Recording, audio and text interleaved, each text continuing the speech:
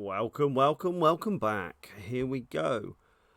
Next video, my World War II 101st Airborne gear. Now, sounds fine until we scroll down and we see it's Jessyswarmovies. Anybody see the other video I reviewed from Jessyswarmovies? Remember the 30 caliber wooden machine gun that was going bang, bang, bang, bang, bang, with no ammunition, no belt, nothing feeding it, but it was still magically firing? Yeah, that was the same guy. Now, worrying, you have comments like this. Thank you very much. You were a great help to me getting a uniform of my own. Great gear, great song. I really like your webbing. It looks just like mine. Awesome gear, nice impressive kit. So everybody likes this. So I'm scared either it is really good, and the video was just we saw was appalling before, or these guys are idiots and don't know their arse from their elbow. Let's find out.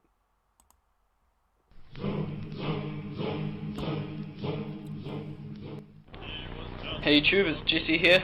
Finally I got my 101st Airborne gear, and so I'm going to do a video on it. I know there's heaps on YouTube like it, but it's a pretty decent kit and I've got it all here, so I might as well do it. Why make excuses while you're doing it? It's decent kit, so I might as well. You were going to do the video whether it was decent or not. Most of it's from at the front. Cost a lot. Shipping alone cost 150 US. Yeah, I guess he's in Australia, so yeah, that's gonna sting, especially as he bought the wrong belt as well. That's not pleasant. Then when it got into the country, I had to pay another 100 NZ, 115 GST before they kept sending it. So yeah, cost quite a lot, but finally it's here. All this stuff is homemade here by me. We'll get. Yeah, see, the charms are nice. The D rations are good. Why the bloody TNT blocks again? They just need to go in the bin. Nobody needs to be carrying that crap. K rations are the right type at least. They look a bit of a strange shape. They look a bit too stubby, really. Helmet looks good. Get to that later. I've got a separate video on some of that anyway. M42 jumpsuit isn't CC2'd. And some of it, just two things, the entrenching tool and the canteen cup I got from Trade Me because they weren't on at the front. So yeah, here's my M42 jumpsuit, reinforced. It's got the 101st patch there. A tolerable patch, we'll call it. Yep. Jump boots, they've got... Need dirt, need wear, need scuffs. Just need to be used and abused. Cloth laces, but I've got spare ones. I'm going to put some dubbing on them soon to protect them. Oh, God. What is this obsession with polishing and protecting your boots? They're not supposed to look brand new out of the box. They're supposed to look beaten up, used, abused. You're a soldier, you're not a hairdresser. My M1C helmet, it's economy version, so it's got a post-war liner, but oh well. It's an economy version? Does that mean it was cheap, or is it some fantasy nonsense somebody's made up because it's not as good as the other one they sold? It's got... I mean, I wasn't R-ing at the 506 thing, that's fine, it looks a bit tidy, but fucking bottle green scrim, natural coloured scrim, why? Just look at the few colour pictures. If you look at all the black and white pictures and look for anything which could be natural, because that's going to look almost white, isn't it, in a black and white picture? Look for anything that looks that colour. You ain't going to see it, except one. There is one picture of a guy in a plane who has one small piece at the front, and that is the only one I can think of that has anything that could be that. But basing your helmet appearance on that one individual guy, nah. You might as well have a Luger, an M42, MG42. You might as well have a Jeep. 06 PIR, stencils, A-straps, chin cup. The scrims, well, homemade I guess. I got a... That's not an excuse either. I make all my own scrim. It doesn't look like that. In fact, I don't know how much I'm going to show these helmets. I'm always surrounded by helmets. You know, homemade scrim, brown, dark greens, olives. What that is a combination. In fact, the darkest one is a combination of all the dyes I had left over, all the olive drab, the dark green, or forest green, I think it was called, and the espresso chocolate brown, or whatever the chocolate dye was. It was all Dylon colours, all bundled in together after I dyed everything, and then that real weird colour, it's like a dark OD colour came out, and it's ideal. So I got a fourth batch of colour done for free. Old sack, cut it up, and that already gave me that tan colour. Then I dyed it to get the green and used tea to stain it to get the brown. So yeah, that's the M1C helmet. Dylon's what, £3 a packet?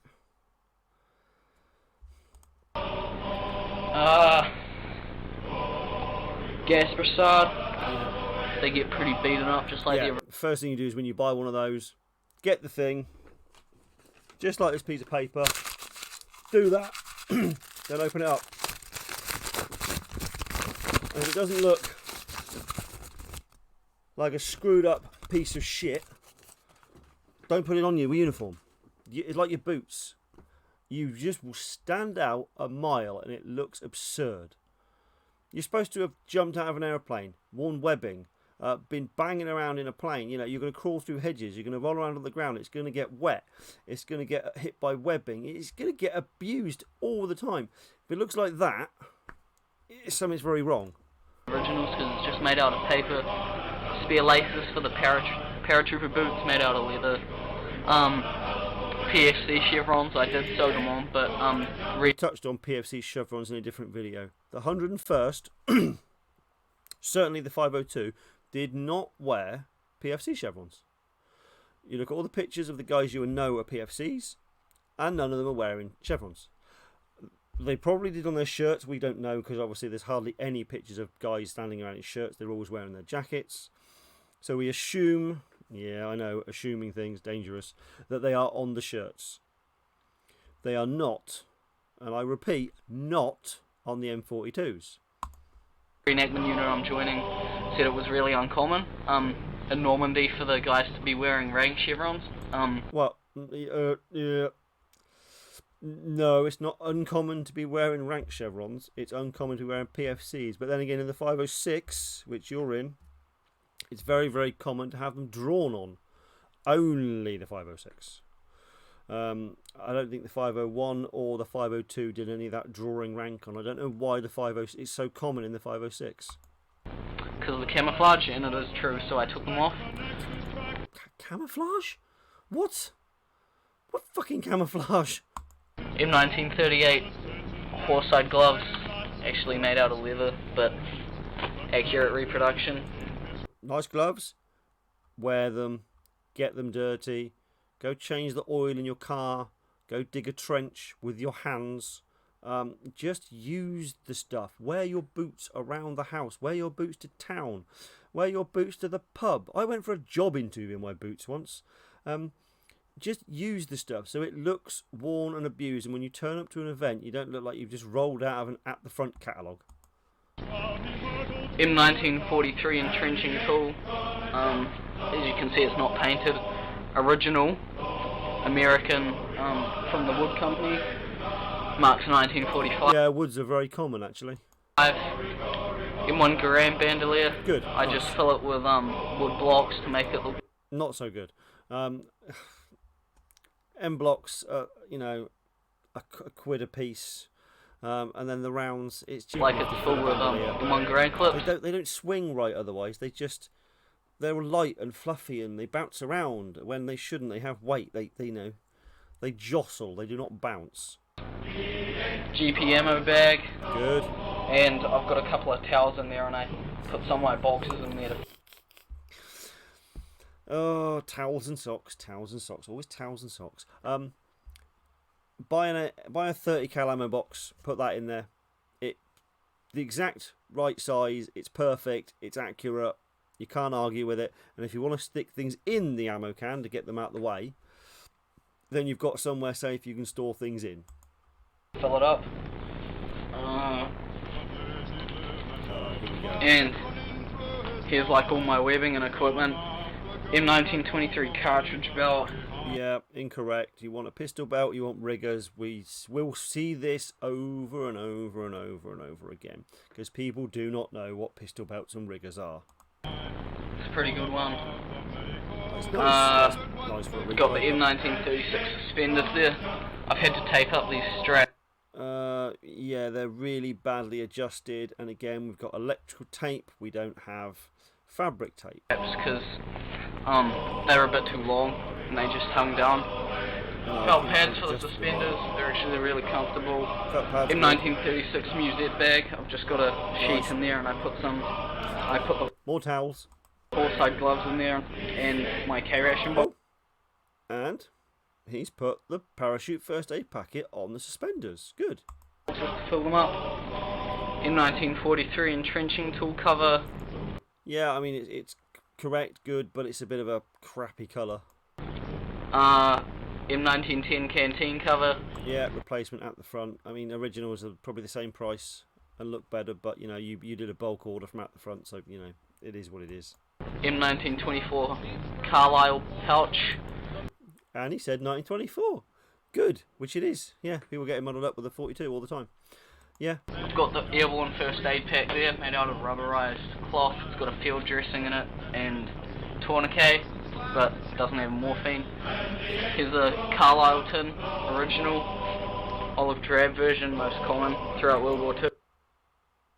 Yeah. I mean, I open mine, I throw the bandage away, I put the sulfonamide powder in a display cabinet with other random crap like that, and put stuff in there that's useful. Plasters, paracetamols, ibuprofen, antihistamine, you know, actually things you will need to look after yourself and other people. Because you can guarantee that people around you will be the ones that slice their hand open on their bayonet while trying to open a can of beans.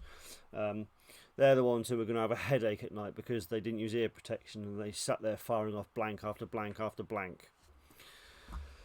Feel that was something useful.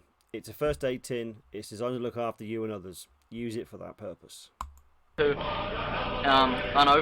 so it's still got the field dressing and the sulfur powder in it. Which is no good to anybody.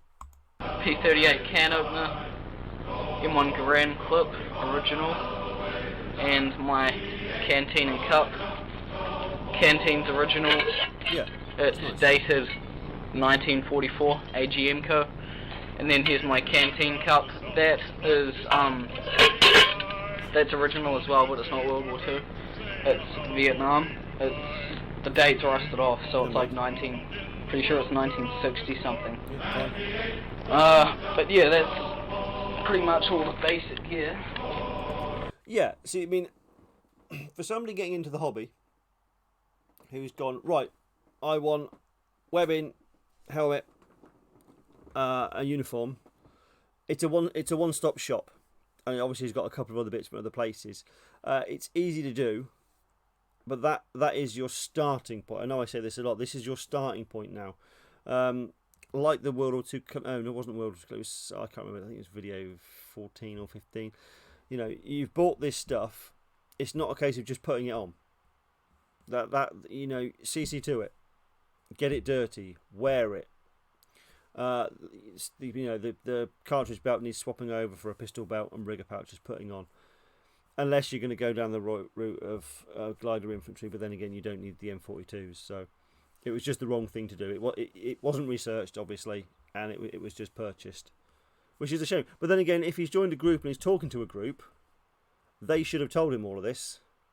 You always, any members coming in, you advise them, you say, look, make sure you get the right stuff. Any questions, contact me.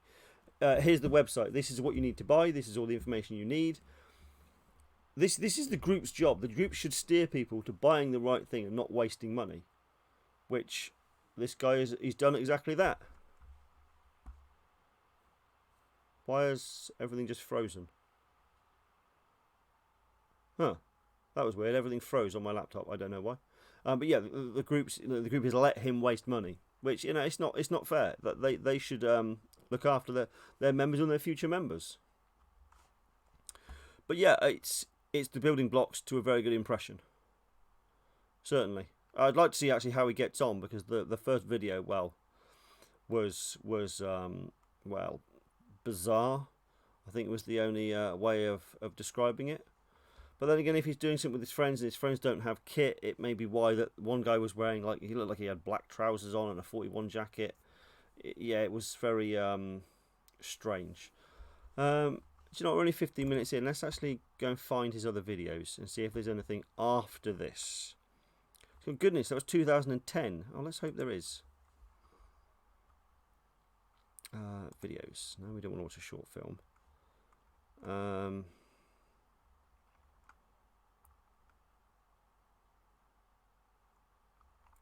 What? Wait, was that the same guy? No, these aren't his videos, are they? Oh. Sorry guys, I'm being incompetent here. Are they all his...